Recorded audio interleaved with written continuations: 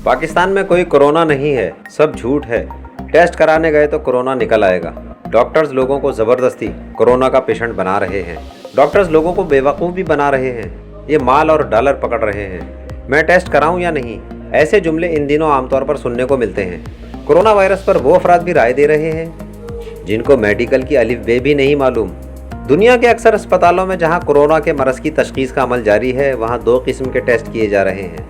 इनमें से एक है स्वाब टेस्ट, जबकि दूसरा एंटीबॉडीज़ टेस्ट है। स्वाब टेस्ट मुश्तबा मरीज़ की नाक या गले से नमूना लेकर किया जाता है, फिर इसका लेबॉर्ट्री में तज्जिया किया जाता है। दूसरी किस्म का टेस्ट एंटीबॉडी टेस्ट है।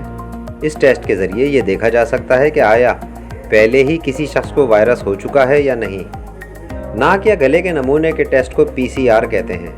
PCR टेस्ट इंतहाई हसास नौइयत का तशख़ीसी अमल है। PCR मशीन मरीज़ के सैंपल में अगर वायरस मौजूद हो तो उसकी साख्त को RNA से DNA में तब्दील करता है और उसकी हज़ारों कापियाँ बना डालता है। यही हज़ारों कापियाँ वायरस की साख्त को समझने का मौका देती हैं। क्या असल कापी के बगैर फ़ोटो कापी बन सकती है? इसका जवाब है नहीं। इसलिए अगर सैंपल में वायरस के असरात नहीं हैं तो PCR मशीन कॉपी कैसे बनाएगी और मुस्बत टेस्ट की गलत रीडिंग कैसे हो जाएगी?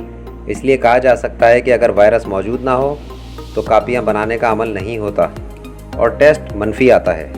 टेस्ट मुस्बत आने की सूरत में गलत रिज़ल्ट का इम्कान ना होने के बराबर है। लेकिन ये बात याद रखने की है कि वायरस अपनी जगह तब्दील करता रहता है और दिन गुजरने के साथ साथ नीचे फेफड़ों की जानिब चला जाता है। इसलिए वायरस होने के बावजूद मनफी रिपोर्ट आ सकती है।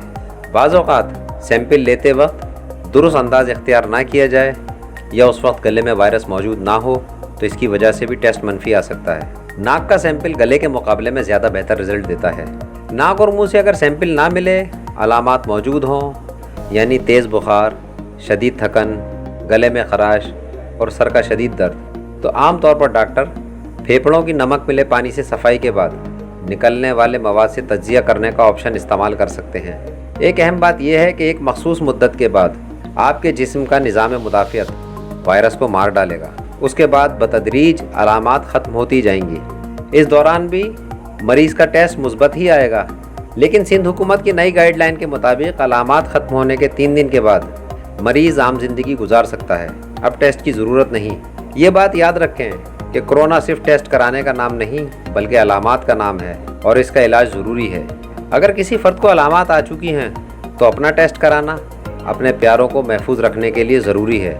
इटली और दुनिया भर के माहिरीन बता रहे हैं कि कोरोना वायरस अपनी इंतहाई जानलेवा शक्ल तब्दील करके निस्बतन कम दर्जे का वायरस बन रहा है। ये कमतर दर्जे का वायरस भी जिस्म में खूब तबाही मचाता है।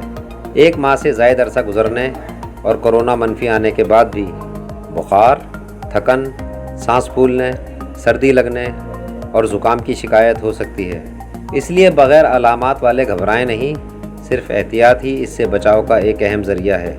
अपने मामूलात तब्दील कीजिए, एहतियात इलाज से बेहतर है। क़ुव्वत मुदाफ़ियत को मज़बूत करें, बाकी अल्लाह ताला की ज़ात पर छोड़ दें।